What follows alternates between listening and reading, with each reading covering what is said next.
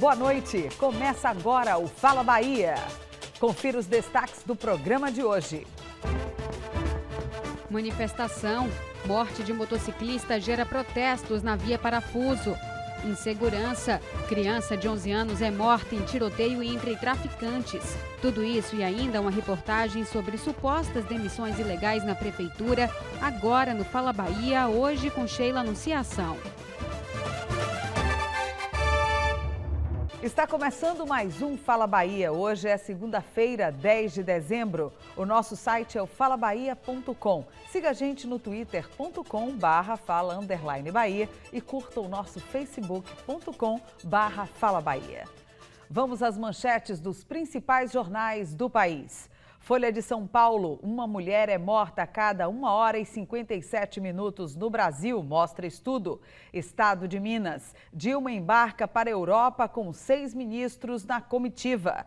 Correio Brasiliense, Receita libera consulta ao último lote de restituições do Imposto de Renda 2012. Um protesto travou o trânsito hoje de manhã na Via Parafuso. Amigos e familiares do motociclista Nivaldo do Carmo Alves acusam a polícia de matar o rapaz após ele fugir de um bloqueio na estrada. 2 ônibus foram incendiados e um outro foi apedrejado.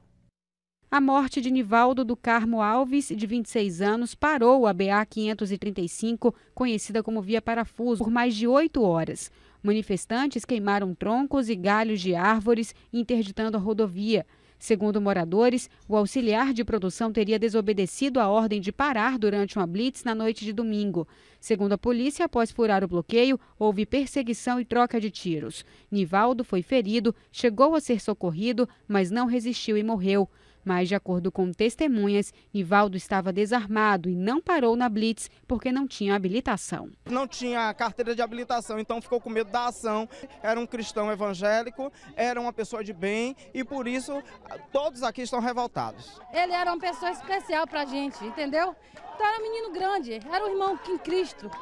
Infelizmente, ele foi assassinado por injustiça. Logo após a morte de Nivaldo, manifestantes apedrejaram o ônibus da Aviação Cidade Industrial, que estava sem passageiros. O motorista Ronald Mercedes teve ferimentos leves nos braços. À meia-noite, este outro ônibus, que levava 10 trabalhadores para o polo, foi parado. Todo mundo obrigado a descer. Depois, o veículo foi queimado. A Via Parafuso ficou interditada entre meia-noite e 3 da madrugada. Pouco tempo depois, às 5h30 da manhã, manifestantes voltaram a fechar a pista e outro micro-ônibus da empresa Aviação Cidade Industrial foi queimado. O motorista e o cobrador, que foram obrigados a deixar o ônibus na via, saíram sem ferimentos. Mais de 50 PMs acompanharam o protesto, que provocou o longo engarrafamento nos 2 sentidos da rodovia.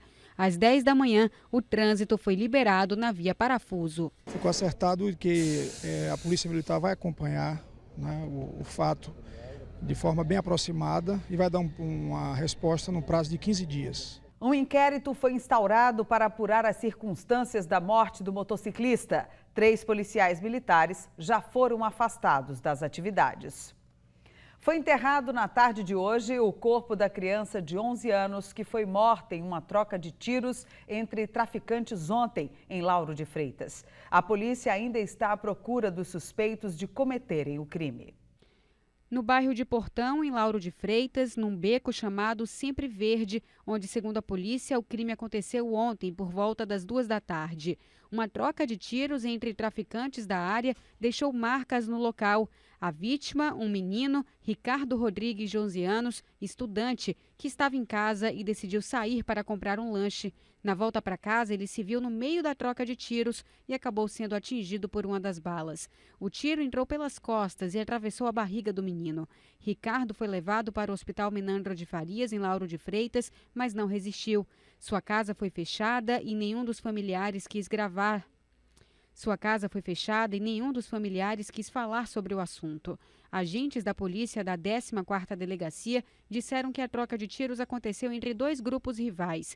Um deles comandado por um traficante conhecido como Babão e o outro grupo pelo traficante Zé Sem Terra. A confusão teve início quando Zé Sem Terra tomou ponto de venda de drogas na região.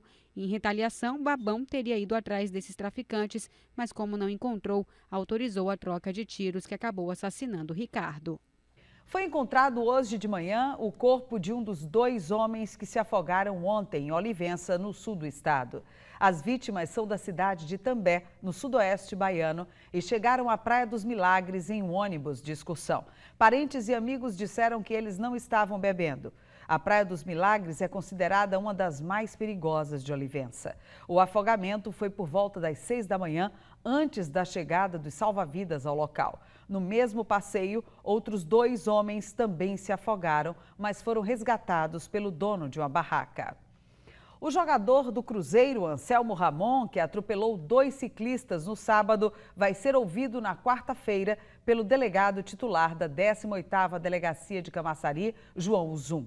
Um dos ciclistas morreu. O corpo do homem, que só foi identificado pelo primeiro nome, Cícero, continua no Instituto Médico Legal, à espera de alguém da família. A polícia ainda não tem detalhes do acidente, mas o jogador teria dito que dormiu ao volante. Ele estava sozinho e o trecho da rodovia onde o acidente aconteceu não tem curvas. Segundo a Polícia Rodoviária Federal, a equipe que esteve no local disse que o jogador não tinha sinais de embriaguez. O carro que ele dirigia bateu numa árvore e depois atingiu os ciclistas que voltavam de uma pescaria. Um deles morreu na hora. O ajudante de pedreiro, Edinaldo Souza, de 48 anos, teve ferimentos leves e também deve ser ouvido pela polícia. O jogador foi atendido no hospital de Candeias, mas já teve alta. O veículo vai ser periciado. No próximo bloco, você vai ver uma entrevista com o músico Celo Costa. Não perca, até já!